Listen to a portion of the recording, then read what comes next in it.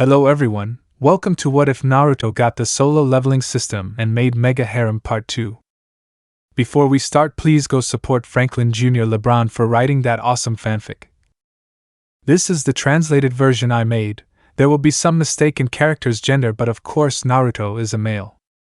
Chapter 7. Temari, an idea? I asked, this time confused. Naruto nodded. I have an acquaintance who could help you get some variety. It helps you improve further as a ninja, Naruto said, standing up. Follow me. Temari did as he asked and followed the boy through the village. So what are we going to do? She asked, ignoring the view, or rather, the lack of it, of them. It's as if everyone would ignore her existence just to be with Naruto. Although it is normal to be on the side of a Jinchuriki, he experienced it with Gaara. Naruto, don't ask, just follow me, he said, taking her hand, and in a second, Naruto detoured down a side alley. Don't worry, he said, letting go of the girl's hand and placing his finger on her lips. Temari frowned in doubt and began to look around. This place was completely different from Konoha normally. It was narrow and dark, and the people around here seemed to live within walls or even smaller alleys to hide from her sight. What is this? Naruto shrugged. It's the slum, there's always one everywhere, he said shruggingly. He didn't mess around with these people much. He didn't even have a direct relationship with them, but it was a path to his destiny, so it was fine. Temari, I'm just saying what a slum is. Why are we here? She asked, feeling a hand on her fan. When she turned around, she saw nothing, which made her even more uncomfortable. Naruto, the best thing can be found among a lot of trash, he said as he ended up standing in front of a store that was, at best, falling apart. Considering the weapons in the window, it wasn't that great. Temari, what kind of joke is this? Naruto, it's no joke, you can get whatever you want here. Didn't you want variety? Temari frowned. Yeah, but I'd be better off with toy weapons, she said, frowning. Don't judge by appearance, display weapons are just for show, he said calmly. The weapons are custom made for you, and the person who makes them is truly trustworthy. I speak from experience, he said, taking out a special kunai. What's that? Temari said doubtfully. She'd never seen such strange yet simple kunai before. Naruto, they're sleeve kunai. I always had them under the sleeve of my old uniform, but now I can't use them for obvious reasons, he said, showing that he only had a black short-sleeved jacket. Temari stared at the kunai for a few minutes. What's so special about them? Naruto. Good. The Uzumaki moved the kunai, revealing 3 more. They're easy shuriken to use. They're also good for beginners throwing kunai, as they cut through the air more precisely, he said, putting the weapon back away and hiding the other 2 kunai underneath the third. He made it for me as a form of training. Since when I first came here, I didn't know how to swing a kunai. Temari looked at the weapons. What kind of metal is it? Naruto shrugged. It's a simple one, I guess. I never asked, he said with a shrug. But if you want a special one, he has a chakra conducting device, so you could do that. Temari opened her eyes and grabbed Naruto. How come you just say he has that metal like it's nothing? Do you even know how valuable it is to? The girl left Naruto, who just shrugged. The only thing that changed is your appearance. You're still just as stupid as you were in the exam. Naruto raised an eyebrow. Is that an insult, or just leave it and let's go inside? If you don't like whatever's here, I'll be sure to reward you however you want later, he said, bowing. Temari smiled. How could you get cut in the middle of a windstorm? Naruto's sweat dropped. That was a very specific situation for my taste, he said, but shook his head. But that's what you want. The black-haired man shrugged. Now get in, we can't be out for that long. Naruto opened the door, revealing the shop's interior, which was very basic. Aside from the poor lighting, nothing was different from any other ninja weapons store. Basic kunai, along with shuriken, katanas, ninja thread, bomb paper, smoke bombs, trap paper, and basic ninja weapons. I won't say anything, but these weapons seem very ordinary. Are you sure they work with conductive metal? Naruto nodded. I said it uses conductive metal, not that he only makes weapons out of said metal, he clarified, as he took out his special kunai and began to play with them between his fingers. They had served them well for practicing in the forest before entering the academy. He could make kunai out of wood, but the aerodynamic shape of the shuriken wasn't easy to achieve. Many were crooked and useless. So the kunai served as either shuriken or kunai, depending on how they were thrown. They were really useful to him when he was young, and even after he stopped using them, he still kept them. Just for love. How can I help here? Naruto broke from his thoughts when he saw a strange-looking man wearing a red mask emerge from the back of the weapons shop. Judging by his cloak and gloves, the man was easily a blacksmith. This was made even clearer by all the dust on him. Takashi-san? Naruto greeted the man, who smiled when he looked at him. Young Naruto. It's been a while since I've seen you. You've really grown and changed, even your hair is cut and dyed. Naruto smiled at what the man named Takashi Hatsu had said. The blacksmith was born and raised in a hidden village, a village born and raised to forge weapons for the entire ninja world, in exchange for remaining hidden, so that no one would know their location or existence.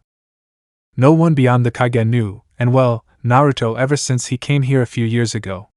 My hair isn't dyed, I can assure you, it's just that things happened, he said, taking a strand and looking at it for a while. Still, that could be a topic for another day, he said, looking at Temari, who stood beside him without trying to speak to the man. This is Temari of the Sand, he said, and the girl, still with her arms crossed, nodded. She's looking for something more her style, but that gives her variety and more possibilities in battle, so I took advantage of you being in the village today to bring her. I hope I don't disturb anything important. You never would. On the contrary. I was too bored. Custom-ordered weapons these days are so simple and repetitive. The new village jounin aren't what they used to be, they prefer a drab weapon to a real personal weapon. Naruto sweated a drop. The man used to be like that when it came to weapons, he didn't know how he made them. But he managed to spot imperfections in any weapon and correct them, or, if they're just talking, criticize the weapon and its smith. Naruto wanted to think that was how he was. Because if the entire village he came from was like that, they must be strict about forging. But that's their culture. He wasn't very good at respecting opinions, but that's still what they were, opinions. Takashi, well, what is your request? He asked, and Temari began to look around, but was interrupted. If you're planning on looking for inspiration, this isn't the best place, but if you're looking for something specific or ideas for something, I can give you options and you can choose. Naruto walked away from them and started looking around, wanting to see if he could find anything interesting. His armament was good. A sword that gave him a very high affinity with fire, whatever that means, and a nunchaku that gave him great abilities that he never tested. Besides the necklace I was wearing now, it was really cool. But I wanted something I could wear all the time and that wasn't so important, so I could lose it or break it without worrying about losing something valuable. Hey Takashi-san, is this a request or an example of new weapons? I asked, turning around to where Temari and the man seemed to be talking while looking at a notebook. Naruto, interested, approached, but came across a picture of something resembling a guitar with a long handle and a chain. Wait! Before the man could move the weapon, Naruto placed his hand, surprising both of them. Temari, what's wrong with you, idiot? She asked, glaring at Naruto, who smiled nervously. I'm sorry about that, but I'm interested in this image, she said to Temari, who crossed her arms. Hey, Takashi-san, what's this? This is an ancient weapon. It's said to have been used by Uchiha Madara, he said, showing the weapon more clearly, revealing the 3 Sharingan tomos on one side. It's a gunbai, a very strange weapon, but more defensive than offensive. Although it's often paired with an Oz and a chain, it provides great defense and a good long-range attack. Naruto nodded, staring at the image. It doesn't seem like a big deal. Temari spoke, looking at the weapon in confusion. And it's not small, Takashi said. Why do you want it, Naruto? The black-haired man shrugged. Nothing special. I just like it, and it's a type of weapon I could use. he replied, and the man nodded after looking at him for a few minutes. Sigh. Well, I'll place your orders. You can come pick them up tomorrow if you like, he said, closing the book with the different weapons and prototypes for both boys. He retreated to the back, leaving Naruto and Temari to leave. What did you order? Naruto asked, as he started to leave with Temari. As he looked up, he noticed that night was already beginning to fall over Konoha. It would soon be nighttime, and these places weren't very crowded. Temari, 2 fans. Naruto stopped, confusing Temari, who did the same after a few steps. Turning around, Temari looked at Naruto's blank face. What kind of variety is this? What are you going to do? Use a 3-fan style and be the strongest fan wielder in the 9 seas? I asked with laughter between the words. And Temari looked at him with a tick. I mean 2 smaller fans, made of chakra-conducting metal so they can be used in close combat, she said, letting go of her anger, and Naruto nodded in understanding. Plus, they're fireproof, and the temperature inside them stays the same, so fire jutsu won't melt or overheat them. Naruto, that would also help you learn some fire jutsu and not be afraid of burning your hands while you guide it through the weapon, right? Temari thought about it for a moment. You're right, though. Fire jutsus usually come out before wind jutsus, so it's easier to think that she'd do the fire jutsu with her hands and the fairy tail jutsu with her fans, he said, and Naruto's sweat dropped. He thought the order didn't affect the outcome. But it makes sense. The fire could be extinguished before being powered up if the flames aren't strong enough to withstand the wind. But the fact that the fire comes later gives it time to feed on the ambient oxygen before receiving the extra wind that would come later. I say it's all the same, he whispered to himself through a pout. Hey Temari, wouldn't it be better to go home now? It seems like nighttime isn't far away, he said, looking up at the sky, which was practically occupied by the night. And the streets around him reflected this. Everyone was moving in and leaving the streets empty. Yes, that would be best. He nodded, noticing that the people around here didn't want to be out at this hour. And he didn't know why, but he had a feeling Gaara had been lurking around the village at night, and if his assumptions were correct, something did him around here. This could really mess with the plan, he thought, noticing that there must be ninja around. The plan, he thought, looking at Naruto at his side who, once again, didn't notice his eyes on him. He still hadn't told anyone about his Uzumaki team and their friendship with him, and he was still unsure whether he should do it. The boy was strong, knew things, and seemed to be very smart when he wanted to be. Could he be a problem later? Maybe not. He'll face Gaara, and if all went well, at best, the boy would end up inconsistent. At worst, he'd end up dead because of Gaara or the beast inside him. The last one was best. The guy was actually really nice when he wasn't bothering her. But even when he was bothering her, he managed to make her happier than angry, and that made her angrier at the time, but also happier. Do you want some ramen before we go? Temari was a bit shocked when she saw Naruto pointing to a 27-hour shop that had ramen on sale. Wasn't it dangerous to be here at this hour? Naruto, I never said it was dangerous, I just said it wasn't a good idea. I doubt whoever had them like that was actually strong, otherwise they would have died at the hands of some jounin. Temari froze. It was true that if Claw drew too much attention, they would no longer be just watched shunin. They could be elite jounin, and he knew full well that Konoha's jounin were no game. Kakashi Hatake, Asuma Sarutobi, and Meido Gai were just a few of the most powerful jounin Konoha had. And if a brother caught attention, it was easy to know that one would be ordered eliminated, and that would be a problem.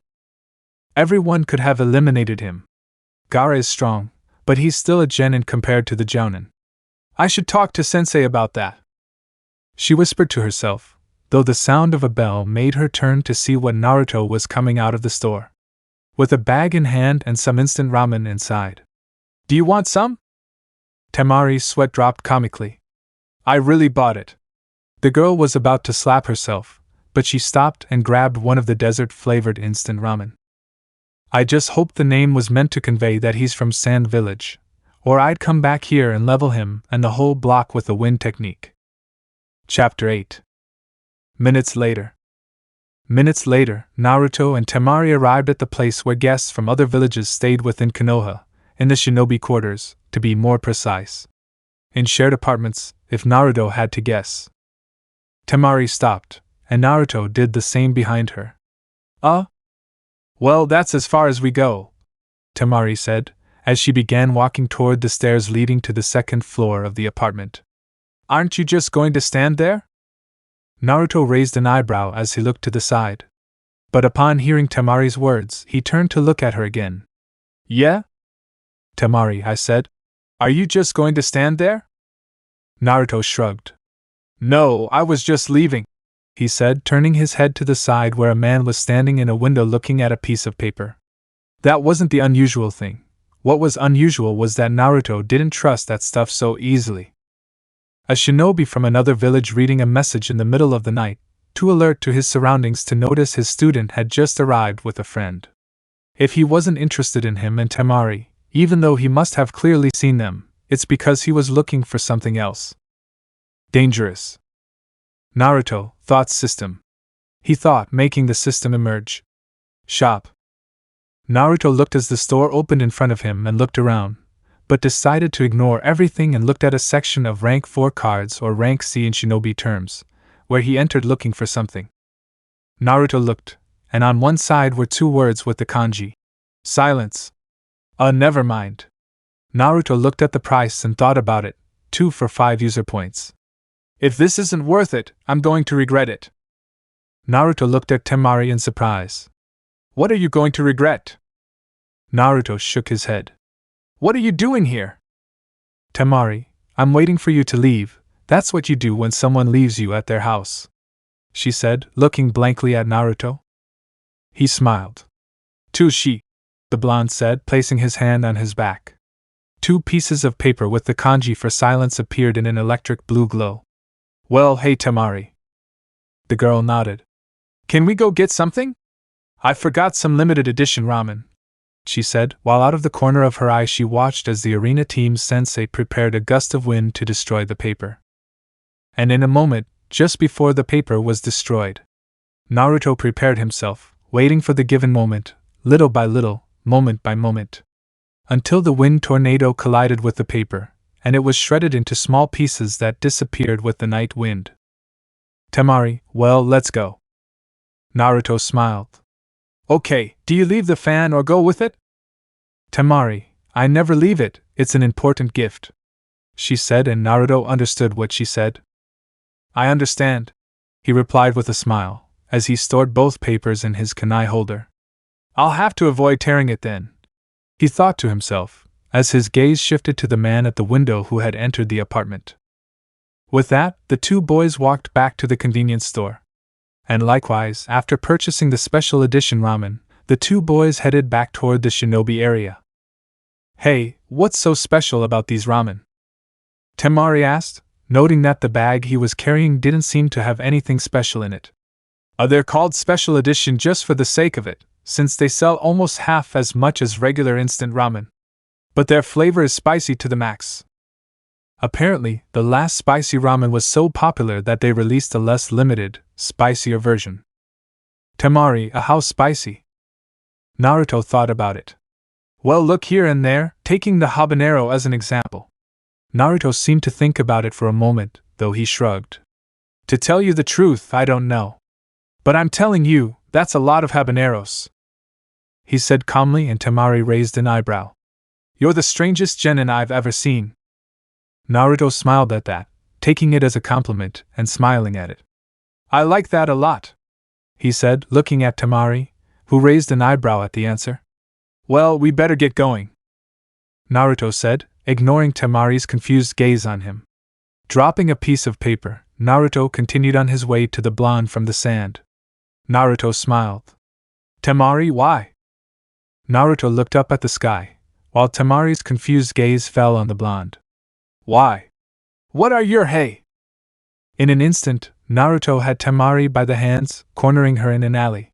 He placed his leg between hers, keeping her face at a safe enough distance to avoid a sudden blow to his head. What the hell is wrong with you? What are you doing, idiot?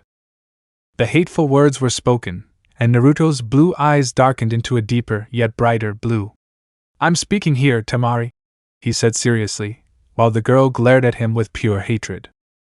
"Naruto, yelling won't help, there's a silent seal covering the entire block. And if we're being honest, it wouldn't suit you," he said, staring into Temari's eyes for a few seconds. That caused Naruto's gaze to fall and he let out a sigh to the side. "I don't want to think about what isn't Temari. But you don't leave many options, you know." Naruto's eyes looked at Temari, who stared back at him with anger. "Just explain this, and everything will be fine." Naruto removed his hand from the girl's wrist. A moment later he spat in the black-haired man's face. "Really? Temari, buck you annoying." "Naruto, yeah, I get it. You're mad at me, this is a betrayal of your trust and all that, blah blah blah blah." Naruto changed his sarcastic voice for a serious look. "I'm the one who should be angry here, you know. I'm the one who's about to have an invasion upon us, and someone I knew as a friend is involved." He spoke, his voice revealing the anger behind it. "Tell me, Temari, how many times have you thought about stabbing a kunai in my head this past week?" The girl frowned and looked to the side. And that turned Naruto's anger into disappointment, not at the girl, but at himself. Once again, he gave his friendship and it was trampled on. "Naruto, thoughts I could say that Kin is right, besides my appearance and my temper. I'm just as much of an idiot." Naruto released Temari, and she jumped away from Naruto, and at the same time was about to withdraw the fan from her back. However, a second before she could pull the fan out, Naruto already had her hand held in his, in a perfect position. Temari frowned. "Let me go, now!" The girl waved her fan, creating a strong wind that blew Naruto away. Naruto called out to the Sukuna a moment later. "We can avoid this. Just answer a few questions." Temari, opening her fan to the second moon, looked Naruto straight in the eye and said, "Your questions are useless. I can't let you go if you know," she said, frowning. Regardless of whether she liked the idea or not, regardless of whether this would hurt her or not. He couldn't let his father down, and cause everything he planned to be in vain. If they found out about this invasion, the price would be his father's head at the very least. Otherwise, they might demand the head of the entire village, or slavery, or worse. They'd call on the Sand Jinchuriki, and that would be the worst possible thing for her. After all, the Jinchuriki was none other than. "Naruto, would you believe me if I told you I don't plan on revealing any of this?" he said, and Temari frowned without much confidence. "Do you swear?" Temari could tell she felt stupid. If father found out that she had simply foolishly given his trust because of the Uzumaki's words, regardless of whether it was true or not, she would still be punished harshly. Naruto lowered his weapon and nodded to Temari, even dropping the Sansetsukun to make his point. "Honestly, I'm not interested," he admitted, placing his hands behind his head. "But I have important people I don't want harmed." He spoke, approaching Temari, who hesitated for a few seconds. If this was false and he captured her, it would be the final end of their village. But if he was right, everything could still be fine for everyone. For her, for him, for both of them. "Naruto, I can give you a vote of confidence," he said, approaching Temari, who didn't move. Although she felt strange seeing the former blonde so close to her, closer than allowed in a relationship between friends. But that didn't matter to her. "Open your lips," Naruto whispered into the girl's ear. She blushed at how attached and strange the words were. But she clearly didn't refuse or question it.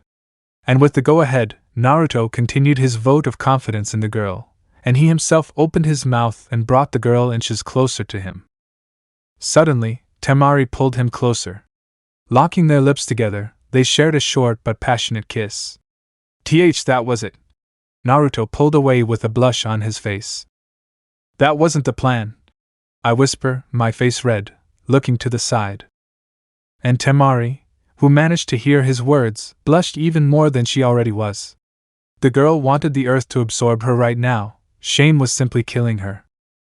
Minutes later. "Come in," she said to Temari, who came hunting Naruto, looking at her in surprise. "Temari, it's decent." "Naruto, That's a compliment, I guess. It's old, I'd barely cleaned up what was already there," he said, taking a seat, and Temari did the same beside him. "Seriously speaking, tell me, who's in the attack?" the boy asked, raising an eyebrow. "Temari, the attack is formed by the Village of Sound and the Village of Sand," she said, taking the cup that Naruto gave her. "The plan is to kill the Hokage, weaken Konoha, and release the one-tailed Tanuki in Konoha so that he can destroy it."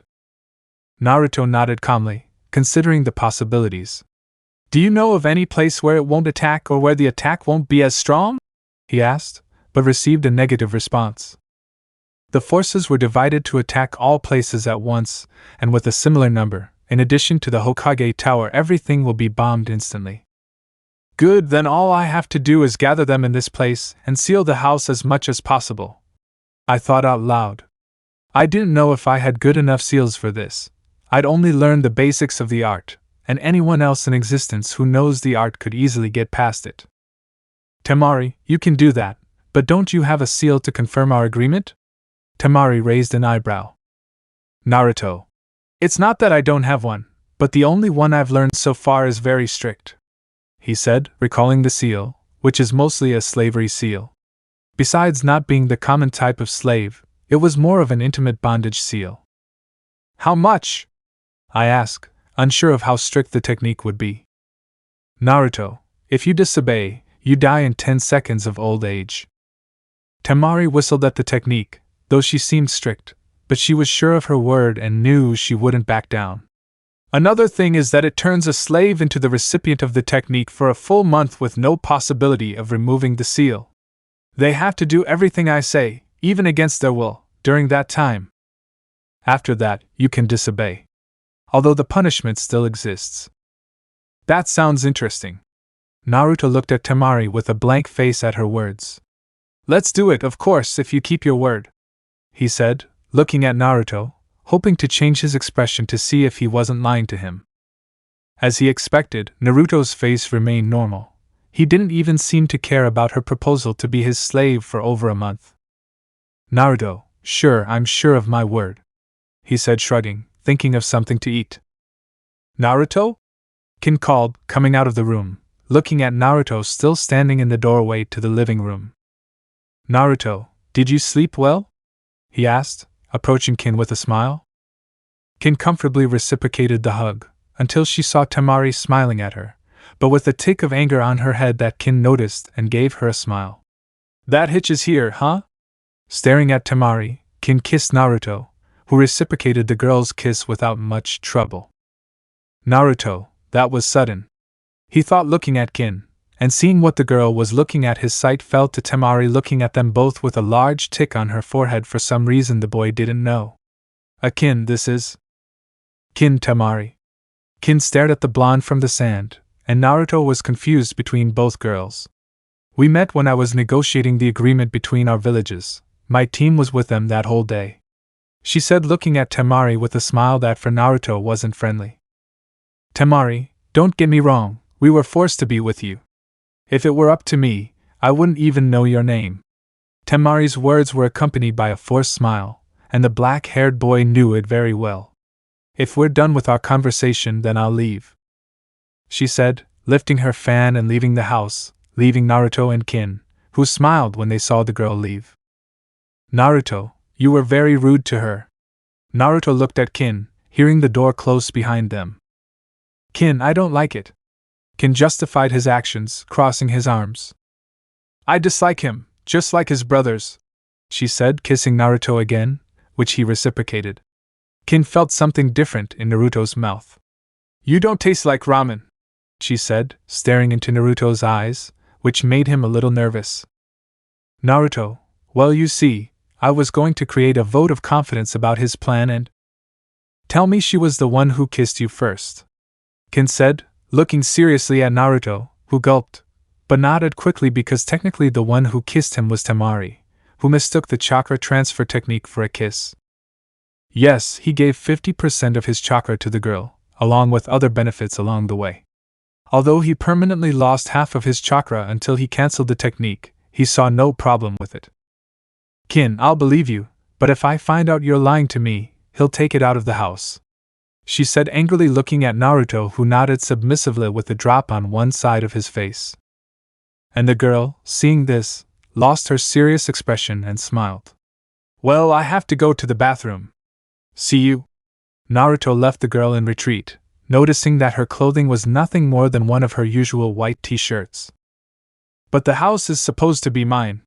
The black-haired man went blank. He was too easily dominated by more girls. "Ha!"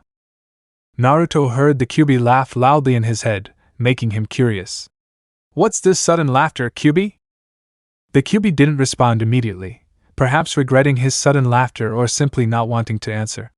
"This just reminds me of something human." Naruto gained a doubtful sign. "Really? It's something interesting. If it amuses you, may I know?" "Your mother's last wish," the Kyuubi said, further intriguing Naruto, who focused his attention on the conversation. "Naruto, really? What was it?" Kyuubi growled, and Naruto remembered that this was a talk against time. The fox was not his friend. They only had one thing in common, and that was to have a normal life without having to unwillingly take the worst side of this world. "Sorry to bother you, Kyuubi," Naruto thought with a drop of sweat on his head. Sigh. "Kyuubi, his last wish was that you stay with one or more women with the same attitude as them, although he also asked that they be redheads. That was only secondary." Naruto was surprised by that. Both for the last wish and why the fox answered him. "That's..." Naruto remained silent. "Strange, mom seems to be very picky when it comes to weight, redhead? Just like the girl we met at the Chunin exam?" he asked, remembering the redhead he had met during his trip to the tower during the second part of the Chunin exams. She was a redhead who had a strange ability to heal people when bitten, and he himself tested it after she stabbed him out of confusion. "Naruto, now that I remember, could she be a relative of mine?" "Kyuubi, there is a possibility," the creature responded briefly. "Really sad, but interesting." Naruto thought for a bit about the end of the Uzumaki.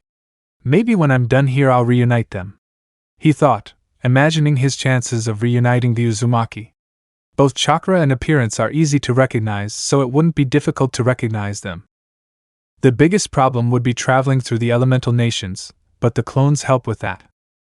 "I should stop thinking so far ahead. I haven't even thought about when to leave Konoha and I'm already seeing what I'll do out there." Chapter 9. After the month, we found ourselves in a large stadium on one side of Konoha, where the giant stands were packed with people sitting and cheering for today's event. This was the large stadium where the final part of the Chunin exam would take place.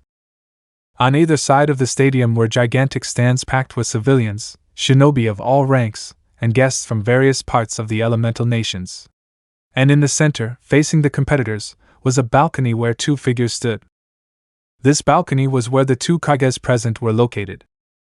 Hiruzen Sarutobi, the Hokage of the Leaf Village, the main village of the Land of Fire, and Sabaka no Raza, the Kazekage of the Sand Village, the main village of the Land of Wind, traveled 2,922.9 kilometers from Konoha, basically at 2-day shinobi pace. Below them all, more concretely on the battlefield, were the participants of the much-acclaimed third and final round of the Chunin exams, where not only winning would get them the spot, but also demonstrating the necessary qualities of strategy, strength, speed, ingenuity, technique, and last but not least, courage and conviction for the position. All the participants were lined up except for Sasuke Uchiha, who had fallen behind with Kakashi, leaving the others on the list. And one of them was staring at Naruto with a psychopathic face. Naruto was ignoring Gaara's gaze to pay more attention to certain positions within the stands. From what Temari said a few days ago, there were 300 sound shinobi hiding like civilians in the stands and outside this stadium. The Anbu must have already been incapacitated and killed by a sound ninja, whom Naruto suspected was the identity of. Announcer: "Okay, the rules are the same as the semi-finals, except now the rules apply. No one can leave the stands, and killing can only be used if absolutely necessary," he said, looking at the Hokage, who nodded. "With that said, the first contestants stay, and the rest go up to the contestant stands." With that said, everyone got in except for Temari and Shino, who stood face to face with the announcer in the middle. "Remember the rules," with that said. Start! He said, stepping aside, leaving both fighters. The first to move was Temari, who stepped back taking her fan in guard. Shino did not flinch and stayed in the same position. Taking his hands out of his pockets, the Aburame raised them, revealing a swarm of insects that flew toward Temari. It won't be that easy. Temari smiled as she raised her fan, and on her first moon, she launched a gust of wind that blew down some trees behind and at the bottom of the battlefield. But even so, the inept ones survived and continued flying towards the blonde of the sand. If you want to take them out of the game, you'll have to do more than that. The Aburame spoke coldly. I trained my hives to withstand very strong winds, the Aburame said, his voice serious. Temari, who had been dodging the Aburame's insects, frowned at his words. You trained them to withstand very strong winds. Fine, let them withstand this. Void Palm! He exclaimed loudly, unleashing a gust of wind the size of 2 moons, which emerged like an abysmal tornado that consumed everything in deadly, devastating winds. Although Shino didn't flinch at all, his clothes did receive a few minor cuts. And just like that, in the center were the Kikaichu, barely being countered in their flight. And when the strong wind stopped, the insects continued on their way even faster, and Temari counterattacked the ground, raising a curtain of dirt and smoke that allowed her to retreat even further behind the bugs. Damn, those insects sure are tough, she said in surprise. They survived the second moon without much trouble. This is going to be harder than it should be, she whispered, annoyed, but she braced herself nonetheless and stepped out of the cloud of smoke that had formed earlier. Temari, don't think that's why you're already winning, we're just getting started, she said before launching another blast with her Moon 3, which this time barely pushed the inept people back. Shino, you've used all 3 levels and still haven't gotten anything, you should give up. I never asked you what I should do. She spoke furiously and showed it the next moment, when on the second moon she released a strong gust of wind comparable to the 3rd moon or higher. Kankuro, at this rate, he'll run out of chakra. Just give up, Temari, he whispered, and Naruto heard him, though he ignored him and turned to look at the blonde from the sand to smile. I'm hungry, he thought, lowering his head. Overfeed the chakra technique, that should exhaust her, he thought, hoping for victory. But when everything calmed down, he could see the blonde standing calmly, surprising him because the girl should have fainted. Temari, don't be too confident. I finished by launching another blast of wind equally powerful, but this time induced in fire, causing a great burst of fire that incinerated all the Kikaichu, surprising Shino by the great attack that killed his bugs. Shino, he also knows fire techniques? But he has no affinity with that element, so he shouldn't be able to use it to such an extent and still be doing the same. Isn't he running out of chakra? He had to move to the side as 2 gusts of wind moved toward him, which he dodged by sheer luck. But he was hit by another gust of wind that sent him crashing into one of the trees behind him. You don't stand a chance against me. Give up and make my job easier. Shino didn't respond as usual. He just stood up and raised his hands again, sending storms of insects on Temari, who without waiting moved the fan, thinking of sending another massive fire attack. But he was surprised because the fan barely emitted a small flame, and looking at it, he could see the cause. His fan had been eaten by the Aburame's insects, who smiled behind his high collar. Without your best weapon, I'll win this. All you have to do is surrender, he said as the bugs approached the shocked blonde. Kankuro watched this in the stands and frowned. First he uses a lot of chakra, then he uses techniques that aren't in his element, and now he's lost his weapon. If this keeps up, Gaara won't be our only problem, he thought, looking seriously at the battle. He knew right, and he knew that he knew right. Those bugs suck chakra, so in addition to all the wear and tear, he should also have less chakra than he calculated. Honestly, he lost count a long time ago. All he knew was that he had very little, if not 0. Meanwhile, Temari, desperate, did several backflips but couldn't move, and when she looked down she saw more insects holding her in place, which only made her angrier. Son of a... Seeing no escape, Temari blocked her face while the Kikaichu surrounded her completely, causing a dome of insects, surprising the stands with such a display of intelligence. And that included Naruto. He openly admitted that he wouldn't see any of this if he were in Temari's place. Although he wouldn't be in that situation, no one could consume all of their chakra for somewhat obvious reasons. He had a lot of chakra, a lot actually. Besides, it was always in constant and seemingly infinite expansion, and if his chakra ran out, what remained was the nine-tailed foxes, and that wasn't much better. In the stands of the Kages. Kazekage, it seems your shinobi is very skilled. Hokage Dano praised his presumed ally, who smiled to see that Konoha stands out in the exams. Really, the generations are getting stronger, and you knew. He knew he could leave the village in good hands after his death. He just hoped Danzo wouldn't take his place, or everything would go downhill. More than his own actions had caused it to. Hokage, I must say the same about your shinobi, who's demonstrated an absurd amount of chakra. A Chunin would be tired after launching all those attacks and having bugs steal his chakra at the start of the fight, but she appears very well for her age. Kazekage, thank you, but I must say I'm equally surprised. I never thought Temari had that absurd amount of chakra. It seems your training did pay off. He said, really surprised. I never expected the Kazekage brat to have so much chakra. You could say she had more than any jounin in the sand. In the battle. Shino, presenter. The man looked away. I'm done. The presenter nodded, understanding the young man's words. A single Kikeichu can absorb the chakra of a child. As many as the blonde had around could absorb the chakra of a Chunin without a problem, and each Kikeichu would be fine. Temari is out of the game. The winner of the first Chunin exams match goes to Shino Abu. Boom! The stands next to the presenter were amazed because a large flame of fire up to 10 meters high emerged from the ground in the shape of a cone, right where the kunoichi of the arena was, causing all the bugs attached to the kunoichi to be burned down to a microscopic cellular level. Participant stands? Kankuro frowned. Is she crazy? At this rate, she'll end up as cannon fodder for the invasion, and that's not a luxury we have. If Gaara gets out of control and she's weak, we'll be devoured by the destruction she wreaks. He thought, angrily holding the bars of the bleachers. And Naruto, at her side, watched everything. If my calculations are correct, I should have used up 10% of the chakra I gave her, which would be up to 20 times her own.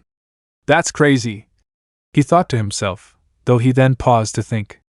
Or was it 5%? In the battle.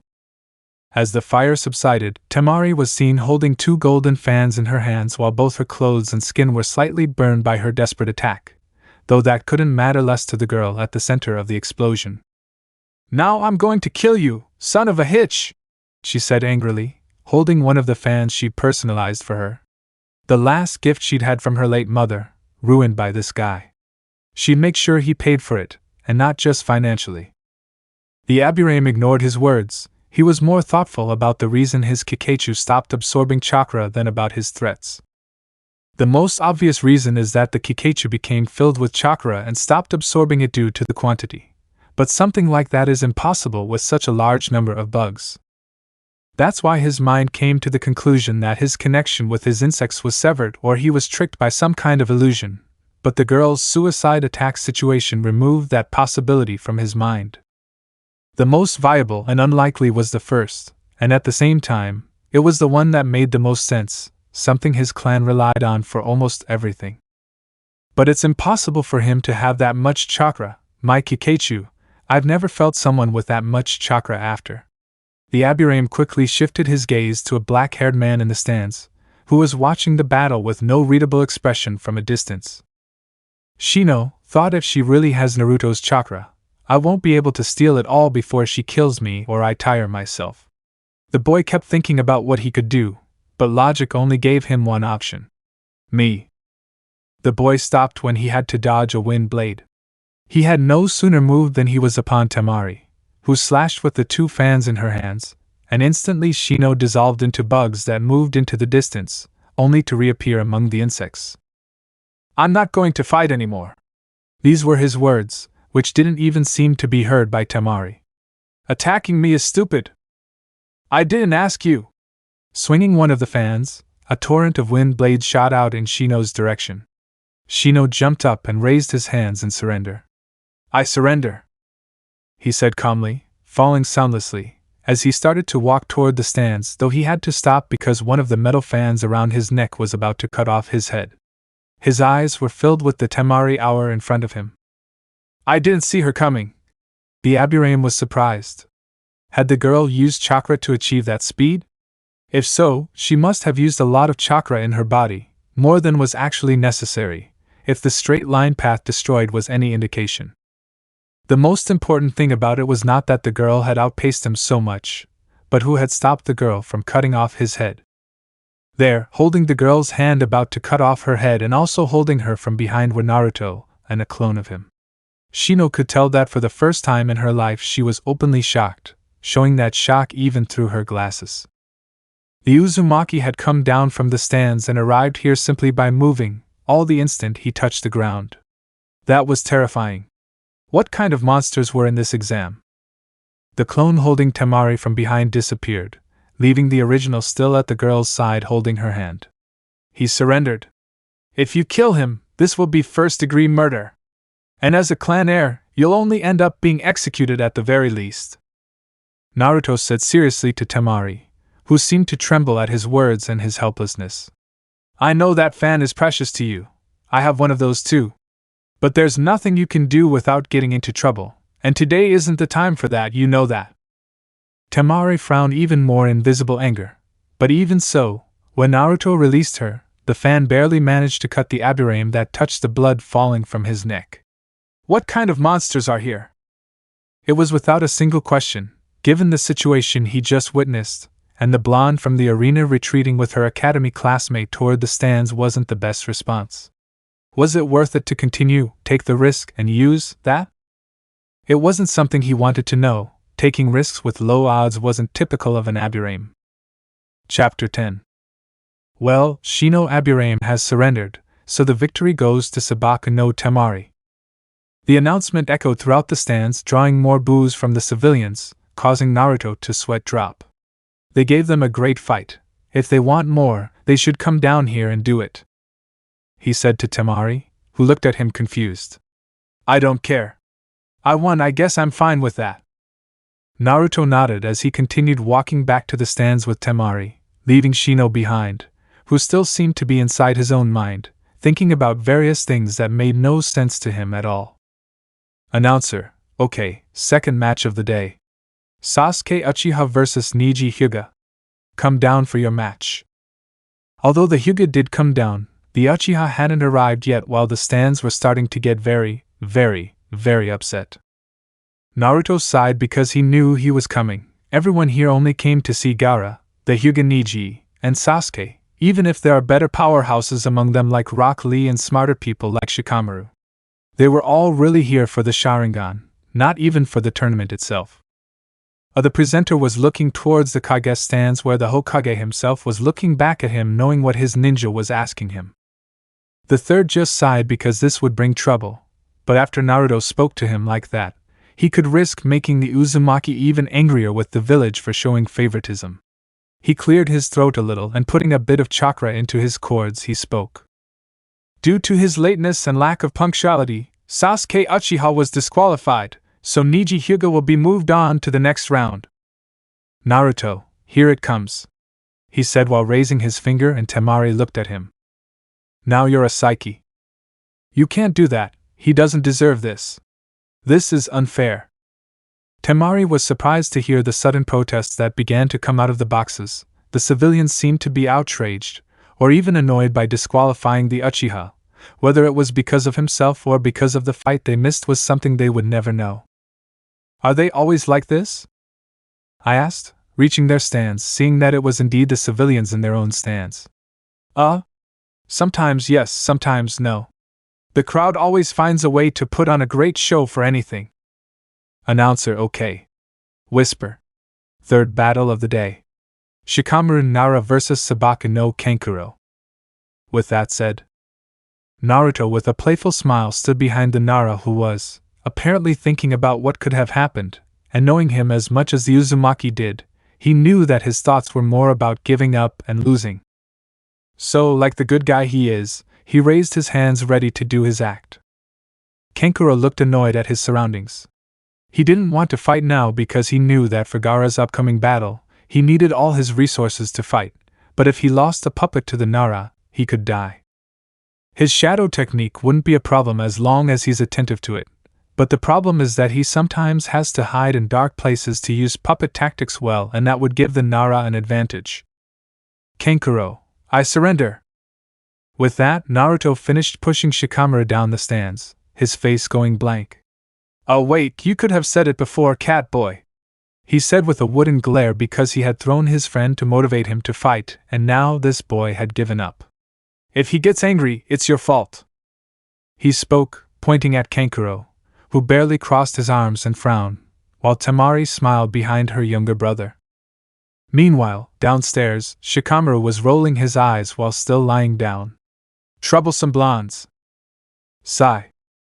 With that, the Nara lay down, unwilling to even get up from the ground where he'd fallen more than 20 meters. While the announcer at his side looked at him without much interest in the Nara boy, he already knew what most Nara were like. Fine, Sabaka no Kankuro has given up. So the winner by default is Shikamaru Nara. More boos were heard as they saw that things were getting even more boring in their eyes, because the second battle was skipped directly while Naruto, who had jumped out, was still next to Shikamaru, holding onto the wall with chakra.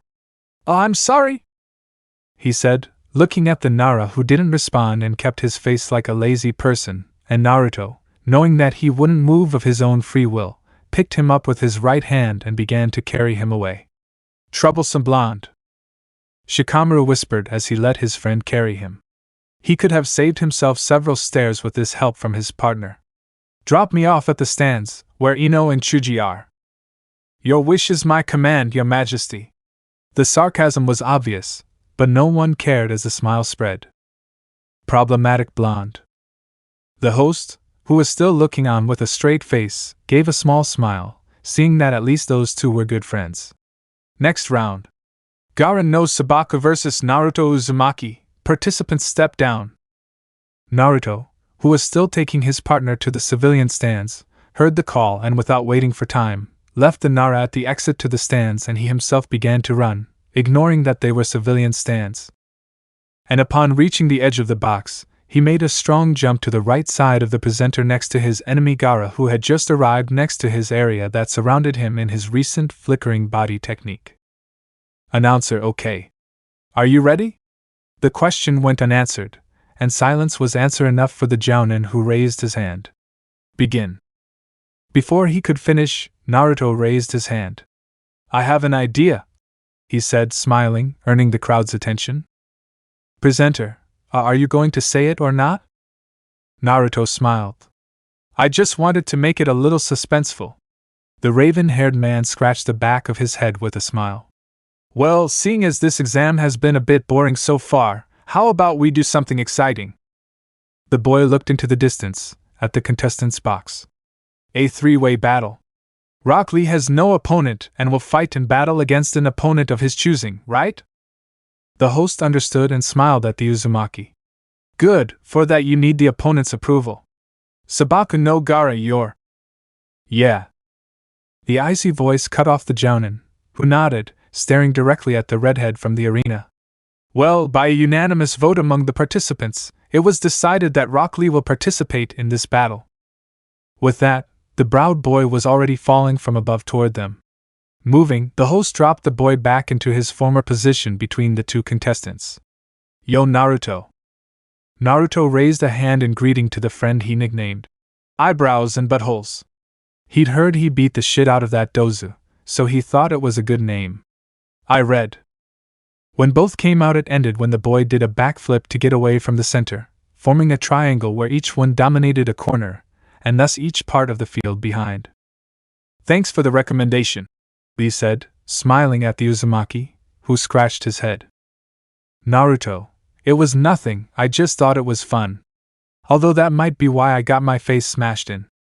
I whispered the last bit, remembering that I knew nothing about any of them beyond the fact that Rock Lee was an expert in taijutsu, and I didn't know about his ninjutsu abilities, but I didn't care about genjutsu. Shit, I forgot that genjutsu stone. The boy cursed himself as he sobbed wildly in his mind. I hope none of them are good at it. Otherwise I'm screwed. Shit, I shouldn't have left it for Kin. I'm the one who needs it most. Stupid. That's what you get for trying to look protective. The boy continued fighting in his mind for what seemed like hours, when it was actually a millisecond. Fine, if anyone's any good at it, I'll kill them before they can throw it. The boy raised his hands and pulled out a sword he remembered well. The fire sword appeared, and Naruto held it upside down, the blade pointing toward the ground, ready for anything.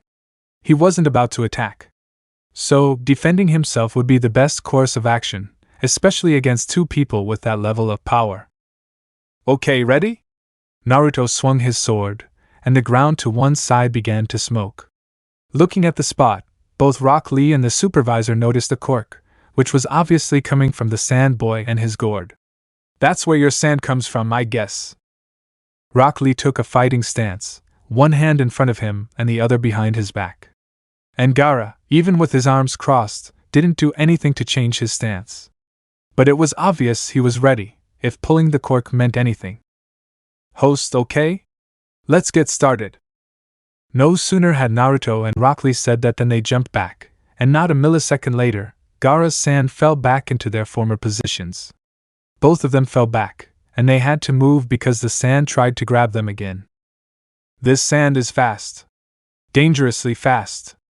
Naruto swung his sword, coating the sand with it enough to stop him from the heat.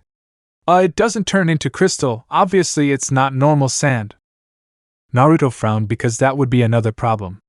Though he had to snap out of it when a few kunai flew from the side, one deflecting the other three before using his forearm as a shield for a powerful Rock Lee kick. I'm honored to know my eternal rival is considering me for something as grand as this. But if you let your guard down for too long, I'll be forced to finish you off. Naruto smiled. Sorry about that, and thanks for waiting for that second when I wasn't quite up to speed. Naruto moved his forearm, causing Rock to drop his arm and fall to the ground. Though he didn't blink a fraction, the claw sand assaulted and consumed them in an instant. That shit's a big problem. Naruto sat on a branch at the edge of the battlefield. A few branches away stood the greatest taijutsu user of this generation. Lee, if we stop looking at it for even a moment, it will consume us and we'd be practically banned. It's a 70/30th chance, and that's not beneficial. Naruto opened one eye, looking at Rock Lee. He was fighting me and staring at Gaara the whole time? I could barely react because of the chakra covering the sand. And even then, I reacted so late that the sand cornered him less than a meter between the sand and the ground. While Rock Lee didn't even blink, he arrived here as soon as the sand entered his range of vision. If Naruto had to guess, the sand barely reached 2 meters between her and the ground, and the boy was already sitting down right here. This is bullshit, our speed difference seems to be up to double. Naruto snorted at that. Rock Lee would kick his ass if it was a one-on-one. The previous kick showed that he was second to none in speed, reflexes, skill, and strength. Perhaps he could beat him in flexibility, general intelligence, and senses. But beyond that, he had no chance. Rock Lee. Naruto and Lee turned their gazes, where the person Naruto initially thought was Lee's father was calling him. Take them away. Naruto raised an eyebrow. Does he have seals or something? What for? To suppress his chakra? No, the chakra is very visible and there's no interruption in its flow. So what does he have? While Naruto was thinking about something, Rock Lee began to remove the orange leg warmers from his ankles, revealing some weights. Weights. Naruto and Lee's blood ran cold as a few words spoken in a dead tone sent chills down their spines. How did he get here and how old has he been? Naruto jumped as the forest beneath him collapsed and sand billowed out, covering everything in every direction. Was he here plotting this? Naruto emerged from the forest, allowing all the spectators to have a view of him again. However, as soon as they looked up, they saw something resembling traditional dumbbells with kanji in front of them. And as fast as lightning, Rock Lee's fist pierced through the stadium, evaporating it from his sight, and Naruto, who received the blow with his forearms in an X shape, was sent flying to the other side of the stadium, colliding with the wall below the stands of participants. At this rate, Kankuro watched as Gaara stood in front of him from the flooded, sand-consumed forest, his gaze increasingly dead and murderous. If they keep this up, I'll kill them! Kankuro crossed his arms. Meanwhile, Shikamaru and Shino looked to the side, where Naruto seemed to be wiping the blood from his mouth. Oh? Hey guys, are you enjoying the show? The boy's calm smile didn't reflect his current state, nor his situation. This is a problem, right? Those two are drawing power from somewhere every second and all that. At this rate, I'll end up adrift, he said, nervously scratching his head with the handle of his sword. Shikamaru, troubled blonde. Naruto smiled again, and with a swing of his sword, two halves of what had once been one of Rock Lee's weights collided inside the box. It was followed by a sonic boom, which caught Naruto's attention where Rock Lee should have been. It should be the word, since the boy wasn't at the place where the sound burst. MW you're looking for. Chapter 11. Naruto turned his gaze, where Rock Lee was ready to punch him. No longer holding chakra in his feet, Naruto flooded them with chakra, causing a mini explosion that destabilized Rock Lee and the wall, causing it to fall, leaving Naruto standing there. He fed his feet with chakra so that he would be propelled and damage the wall. But before he fell, he caught himself with his hands and held on again. The boy, who no longer had his weights, prepared his bandages, tightening them just enough. It was not yet time. Naruto braced himself, adjusting his white jacket and pulling out 2 kunai from his ninja arsenal. Gaara is awfully patient for that look on his face. Something's wrong. Naruto noticed the redhead's smile and killing intent. But at the same time, the little attack he did, it was as if Naruto appeared next to Rock Lee, and overcoming his reaction for a moment, he kicked him in the stomach, lifting him up. Using both hands for support, he pushed himself off, sending the boy flying even higher. Although Rock Lee did cover himself for this blow, he was still sent higher than the entire stadium. Rock Lee, how did he get that speed boost? Naruto, thank me later. Naruto disappeared in a burst of smoke, proving he was a clone. The original remained in the contestant's box. He had only left a clone hidden like rubble, and by pretending to move, he confused Rock Lee into thinking he had outpaced him. The original looked down. Rock Lee only had about 2 seconds before he fell. And he knew that would be the moment when everything would happen. Let's see what you're up to. Naruto dropped down, being slightly lower than Lee. As soon as he fell, they both hit the ground, and everything happened. From behind the redhead standing above the buried forest, an immense amount of sand surged forth like a tsunami, consuming everything in sight. Naruto opened his eyes as the sand would reach the entire stadium like broth in a bowl of ramen. Naruto allowed himself to be covered, although he still had a plan. It was risky. Besides, escape wasn't an option. All this sand wouldn't have been present elsewhere. What the hell was that? In the contestant's box. Several were surprised. It was only a split second. The Uzumaki dropped, and as soon as he hit the ground, everything was covered in sand. So much so that they'd have to reach out to make contact with it. Kankuro, those two are finished. The boy in the cat suit smiled. Even if his brother didn't crush them with all this, he'd just have to let them die of lack of air down there. It would be impossible for them to get out because of the pressure of the sand. Meanwhile, Gaara, who was on top of the sand, stood with his arms crossed for a few seconds. Waiting for a full minute, he slowly lowered his hands. Sand coffin, the cold words uttered. A wave of comprehension swept over him. And the sand was subjected to thousands upon thousands of tons of pressure. Sounds of stone and minerals being crushed into particles echoed around the area, and an instant later, everything fell silent. The presenter, who had been forced to go outside the stadium walls, watched everything patiently. He had a few seconds for those kids to show themselves, and if they didn't, they'd be considered dead. Seconds passed, and the presenter looked at the arena. And he smiled.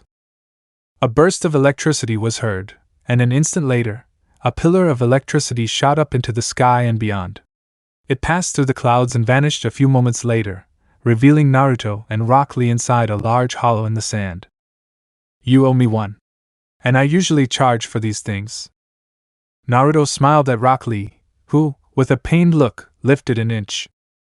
After throwing him into the sky, the Uzumaki threw himself at him as he fell and then used the electricity in their bodies to prevent the sand from crushing them to a certain extent. Although after having been almost completely crushed, what followed from the boy was a suicidal attack as a last resort to escape. Naruto grabbed Rock Lee's hand and threw him out of the steamy hole he left behind. The sand quickly tried to fill it, crushing them to death again this time. Naruto stood in the gigantic hole, which was even twice as deep, and frowned. "We're practically on their turf." The Uzumaki frowned when he noticed his palm was burned. To launch that attack, he had to force the tenketsu out of his hands, something he shouldn't do since they could burn permanently. But hey, I didn't have a good chakra outlet for jutsu. The chakra outlet for ninjutsu or genjutsu was far inferior compared to coating the body in taijutsu. At this rate, I'm going to die. Sigh. The boy remembered his disadvantages. Rock Lee was overwhelmingly faster than him. Practically twice as fast, and that didn't even count the speed increase he got from removing the weights he had now. Gaara wasn't far behind in speed. His sand seemed to be as fast as Rock Lee and him before, and the amount of sand didn't seem to affect his speed. And now, in this place, where any spot he stepped on was the palm of his rival's hand. It was practically suicide for him. He didn't want to join forces with Lee because that didn't appeal to him, but he didn't expect to win this either. To hell with it, who says I want to live that long? The electricity moved through his body again. And instead of letting it flow through his feet as it normally did, he kept it in his body and used the electromagnetic spectrum to enhance his reaction and perception of the environment, as well as his movement speed. This would reduce his performance, as it divided the energy into his movement and reaction. But that wouldn't be a problem today. A little blood came out of his nose, but he didn't care, so he wiped it off and got ready. "Let's see how well you can keep up with me." In a burst of speed, Naruto was on top of Rock Lee, ready to begin a taijutsu battle. They both began throwing, dodging, and countering the other's blows. Naruto was the first to pull out a kunai and attempt to cut the bull-haired boy, though he easily dodged and kicked Naruto's hand away, sending the knife into the sky. Using the boy as support, he climbed up to grab the kunai, which he then kicked back at Naruto. He barely moved his head before receiving a tiny cut on his cheek, and the ass instantly began to smoke. And as soon as he fell, Naruto punched Rock Lee, sending him flying. The green expander boy stopped and smiled. "It's the original, that'll let me use everything without exhausting myself with a clone." Returning to the battle, the boy didn't even have time to ask where and what the redhead was doing at the moment. And well, elsewhere. Gaara could be seen standing in his typical arms crossed position. All around him, the sand rose, only to be swept away by a blur. The asshole stopped trying to hit him and revealed himself to Naruto. "Naruto, that sand is such a pain. Why did I have to be the one in charge of finding a way to get through it?" The clone threw 2 shuriken, which were caught by the sand, but in an instant he was behind the redhead, trying to hit him. As always, he was stopped again and had to move away as the sand threw the shuriken back at him, which attracted him and held in his hand. "That sand acts strangely, even in his blind spot, it follows him completely. It's annoying, it's like it has a life of its own." Naruto frowned. Even the strangest jutsu, which seemed alive, mostly had a will behind their actions. Jutsu that gave life to a technique were always strange. If he had one, it had to be a Kekkai Genkai. The dark-haired man opened his eyes. If this is a Kekkai Genkai and not an advanced earth technique, what Kekkai Genkai would it be? System. Naruto called up the system in his mind, and a screen opened up in front of him. Rival information. System, request denied. User cannot view the profile of a higher level opponent. Naruto frowned. How superior? System, request denied. The user cannot view the profile of an opponent who is significantly higher in rank than the user. "I wasn't talking to you," he said, frowning. "Seriously, what the hell is this? I could see Kin's profile, and even Kakashi's. Not his, though. There must be something beyond just him." The clone was forced to stop thinking when the sand around his feet caught his ankle. He instantly cut it with a kunai, then moved to avoid more and more sand trying to hold him down. He really won the entire arena for himself with this whole area. It's practically impossible to be out of the arena without leaving the battlefield. The boy stared into the distance, though he had to look away when his original self flew toward him. And the weather simply parted, letting him crash on the other side of the stadium. Hard hit, huh? The original gave a thumbs up, still inside the wall, and the kilos beneath the stone. Moving to leave, the original smiled again and looked at the clone. Am I wrong? The clone smiled. Meh, 50-50, he said calmly. Because you look crazy. The clone's question seemed stupid. But judging by the original's ecstatic expression, it was perfectly fine to ask this. Meh, I'm basically forcing the inspiration wave jutsu like electromagnetic waves through my body and mind. It's good for improving my speed. The clone nodded. That's not harmful? I asked doubtfully, although I couldn't get an answer, as I had to dodge the sand again. Forget that question, what's the chance you'll die? The original stretched out, ready to return to his fight. 30%. With that, he charged at high speed against Rock Lee, who was waiting for him ready to continue their taijutsu battle. He was astonishingly fast, and Naruto had little difficulty because the green-robed boy's speed apparently increased fivefold just by removing his bandages. First, he's up to 6 times faster without weight, and then, thanks to some bandages, he's 5 times faster than before. Either he's full of seals, or this is a really good joke. The Uzumaki had to leave the mental jokes for later, as he received a blow to the stomach that sent him soaring into the air. This move, the Uzumaki remembered that it was with this move that he sent the boy flying a moment ago. Although it was actually the move that Rock Lee himself used against Sasuke a while back. What the hell? The Uzumaki received a strong blow to his stomach that lifted him even higher. Then, in an instant, he had Rock Lee on his back, just like his shadow. So perfectly positioned that, thanks to their similar heights, too, the shadow reflected below was just a perfect one. He also did this with Sasuke, who thinks. The Uzumaki tried to move, throwing a kick. But he was blocked, and quickly subdued by bandages? Naruto was completely wrapped in bandages that came from the bull-haired boy's forearms. Damn, why now? Right when he's out of my reach. Rock Lee began to spin at high speed, and Naruto frowned. Just a little more, just a little more.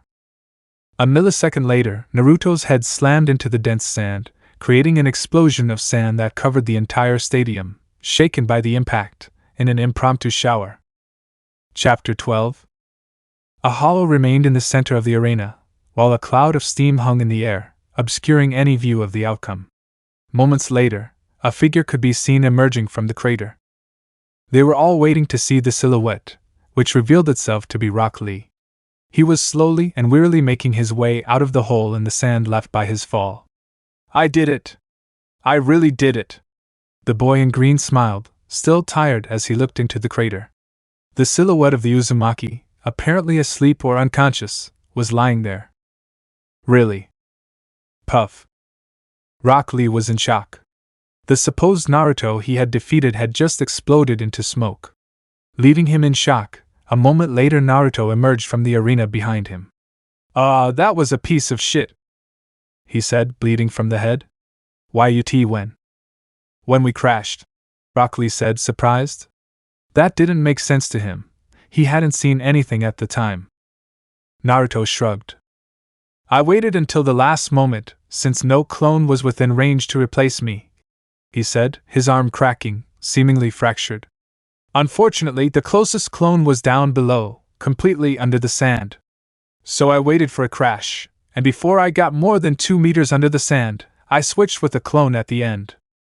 Naruto wiped the blood from his head. That wound had already healed, as had the fracture in his forearm from earlier. Well, I'm less than an hour from my limit, so I should get this over with. Rock Lee was confused. I need to move, but I won't be able to release the second gate quickly in this state.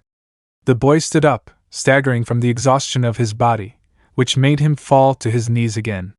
The first gate removed the 20% limit on his body, yes. But the primary lotus increased that strength even further, up to 10 times the original. Naruto smiled. This fight with you was both great and annoying. I thought a three-way fight was a good idea. But considering your level and that kid's, it'll be impossible for me to win in a three-way fight. Well, goodbye. Naruto placed his hands in a typical tiger hand seal, meaning fire. Fire style, great ball technique. Naruto cut himself. And Rock Lee in front of him was shocked. Blood dripped onto the sand beneath Naruto's feet, and he was shocked as blood ran from his nose, ears, and mouth. What the hell?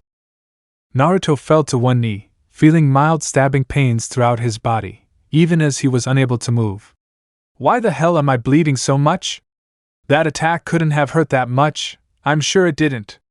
Then, Naruto opened his eyes. Does this have to do with the lightning release technique? If so, why did it affect me now? I had up to 20 minutes left. Naruto began to think, then remembered that impact must have been the culprit. By hitting his brain, he was physically damaged, and by using electromagnetic waves to think at high speeds, he severely damaged the wound on his brain even more. Something like that doesn't heal quickly, it's delicate, even for him. With brain like this, it would be best to surrender, unless I want to die, he thought, looking back at his opponent's abilities. Yes, Rock Lee wasn't much better. But his was more physical and less delicate than theirs, unlike Gaara, who was calm and had no difficulty. Although he wasn't focused on them either. Perhaps after seeing his clone disappear from the blow he received, he thought he'd lost? Naruto. The black-haired man, still thinking while his nose was bleeding, looked at the place where Sakura's scream came from. Don't give up, kick everyone's asses! Naruto stood there, looking at her, then smiled. Damn, getting someone excited like that when they really want to give up, I know how Shikamaru feels. He thought, smiling, then wiped the trickle of blood from his nose again. You read too, stand up and fight. Naruto's face went blank. Decide who you're going to support, the boy shouted to the pink-haired girl, who scratched her head. Well, we have to give our all for that, don't you, Red? Naruto looked at the still kneeling boy, whose bangs were covering his eyes. Rock Lee? Naruto quickly had to block a blow. I have to win. Sakura's warning me. Naruto smiled. Yeah. Naruto looked up at the stands, and upon receiving a thumbs up from Temari, he grinned as he charged head-on at Rock Lee. If my girl supports me, I'm capable of destroying the world. Let's go! Naruto and Rock Lee fought again at close range. As they fought, the sand moved, repeatedly attempting to hold or subdue them. Although either of them let it happen, at one point Naruto's foot was caught and sunk by the sand. And that made him receive a kick from the weakened Lee, which sent him flying against the stadium wall. Well, at least it helped me. Naruto dodged the sand, while filling the outside of his hands with fire chakra, and launched himself into battle again. This time, though, he was against Gaara. Although being slower than before, its chances of hitting went from 0 to negative, not literally, making the fight against the sand now more risky. This was proven when the sand blocked one of his blows, then he tried to submerge his hand in it. Now he broke free with a violent chakra blast from his other hand, which pulverized the sand with flames, leaving his hand free. And doing backflips, he dodged Rock Lee's shuriken in the sky. As it fell, it attacked Gaara's sand, which blocked all of his blows. Although with a kind of white smoke surrounding it, he did a tight triple flip in the air to hit Gaara's head. Naruto was surprised as he removed a shuriken from his forearm that had hit him. Did the sand pass by? What was that? Did his energies return or something? He's moving just as fast as when he used that primal lotus. Naruto looked at Sakura with a blank face, who, upon noticing his sight, smiled a little embarrassed. In the stands? Cheering them both up, huh? Feeding the cattle? Ino scoffed, while Sakura smiled. Just encouraging some friends. She smiled, embarrassed by her once again childhood friend's joke. That's good, Ino said, smiling more comfortably as she watched the fight, placing her head in her hand with a fanciful look. Sakura, eh? Because I said? The pink-haired girl left the question hanging when she noticed the Yamanaka's gaze and knew where this was going. That's it, I'd rather not even imagine it. The girl shook her head and returned to the fight. In the fight, Rock Lee, after throwing a punch at the sand, moved quickly, staying behind Gaara, and without time for the sand to react, he quickly hit the sand boy, sending the boy flying, although he was stopped by the sand and a bit of sand fell from his face. A kind of shell? Naruto punched Gaara, taking advantage of Rock Lee's moment of uncertainty. Hey, your face feels really hard. Harder than usual, he said jokingly, waving his hand to emphasize the point. Although he had to move due to a rock kick from Lee, if he hadn't felt the rumble of the sand beneath him, he wouldn't have known what would attack him and end up, at best, headless. Naruto, see, this is why I keep saying I should give up. He thought, arms crossed, though without knowing why, he looked up at the stands, while Temari smiled at him a little warmer than the last time. That caught the attention of Naruto and Gaara, causing two different reactions in both but for the same action. Naruto stood up. Damn it, give up! Who said I want to live long? Time to kick both of your butts, he said, as the fire element appeared in his hands and forearms, and the crystallization of the sand at his feet made it noticeable. The sword reappeared in his hands, ready for serious use. Time passed as the three stood ready to begin again. And just like at the beginning, everything was decided by a leaf slowly falling in front of them. As it fell, the leaf began to spin slowly, reaching high speeds, and a strong burst of smoke covered the area. Everything was covered in smoke, and Naruto waved his hands wildly, trying to get as far away from his position as possible. After a while, and everything cleared, they were finally able to see what was causing it all. Naruto, Rock Lee, and the crowd all stared at the figures at the center of the commotion. Kakashi-sensei? Naruto stared blankly at his sensei and teammate in the center. His mind quickly pieced together the puzzle that was the situation. Really? I thought they wouldn't come, since it was already late anyway. Naruto shrugged, as his sensei and partner turned to look at him. Naruto. What's wrong? Naruto, I'm having my fight, nothing special. Although I invited Rock Lee here, to have a great fight, he said, pointing at Rock Lee with his sword. And well, I'm also with a mini psychopath over there, in case you wanted to know. Naruto pointed at Gaara, though as he did so the sand beneath his feet tried to suck him in. He's more volatile than before. Seriously, what do I have to do to anger everyone around me? He thought, using fire on his feet to push the sand away for now. He had to supercharge the fire with his chakra, because normal temperatures barely do anything to that type of sand. Kakashi, so they disqualified him? Kakashi asked with a drop of sweat. Naruto rolled his eyes. No one told you to give them your tricks, Naruto said, crossing his arms. Well, never mind. Move it, choo-choo. Naruto began to try to push Kakashi from behind, though tried was the right word since he was barely budging him at all. Well, many are expecting the battle between the Hyuga and the Uchiha. So an unofficial battle between the two is being discussed at the end of the exams, the announcer said, and Kakashi nodded while Naruto continued trying to move him. How can someone weigh that much? Nice battlefield, by the way. The scarecrow looked at the place, which had so much sand that the contestants' box was, literally, just a hand's breadth from the ground. The host, what can I say? The current contestants are very extravagant. The man smiled. No genin before them had ever put up a fight like this in the Chunin exams. This generation did have something special. If you asked him, he wouldn't mind that the two Konoha genin were Chunin. Kakashi smiled. Fine, we'll wait in the box, Kakashi said, shifting slightly, causing Naruto to fall face first onto the ground. Okay, let's go, Sasuke. The Uchiha nodded. He doesn't care about promotion. He just wants to fight and test his strength against the most powerful opponents in the exam. But for now, the Hyuga is fine. Don't lose. The Uchiha raised his hand as he retreated, and Naruto, who lifted his head from the ground, smiled. Whatever you say, I didn't think so either. The Uzumaki looked at the stage and gave the participants a thumbs up. Or so it seemed, since Temari was the one who truly knew she was receiving the boy's signal. He's an idiot. The blonde from the sand smiled in response, which Naruto took as a distant thanks. Well, gentlemen, let's fight again. I'll be sure to break both of your faces. Naruto burst into flames as a fist passed through his face and slid through him, and Rock Lee attacked without stopping with a kick, which was apparently just a feint as that foot was used as the support point to hit the flames with the other foot and send a right jab to the fire's stomach. The flames gathered again, and moving away from the big eyebrow, Naruto reappeared. Do you know how much chakra it takes to do something like that for more than 1 second? Naruto exploded into fire as the sand began to engulf him again, crystallizing the outer layer of sand surrounding him.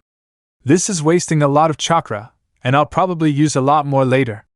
Should I use my head from now on? Naruto smiled. I'm good at that. With that, he threw a smoke bomb in front of Rock Lee and, emerging from the smoke, launched himself at Gaara, dodging the sand. He landed near the redhead, who held his limbs and braced himself. Sand coffin. The boy stopped when Naruto tried to headbutt him, though the sand blocked the blow. Yeah, my head isn't the best element right now. That Naruto exploded into smoke, and from the smoke screen about 10 clones came out surrounding both Rock Lee and Gaara. Meanwhile, far away, atop a tree that had been unearthed by the red-haired Z's sand, the original sat and meditated for a while. 1 minute is all it takes, he thought as he braced himself when his eyes began to glow a dark blue, with purple tones. Surge. Let me know in the comments below if you guys want the next part. Also check out my other video that has been shown in left. Thank you for watching. If you enjoyed this video, please like and share this video. And have a fantastic day. Bye.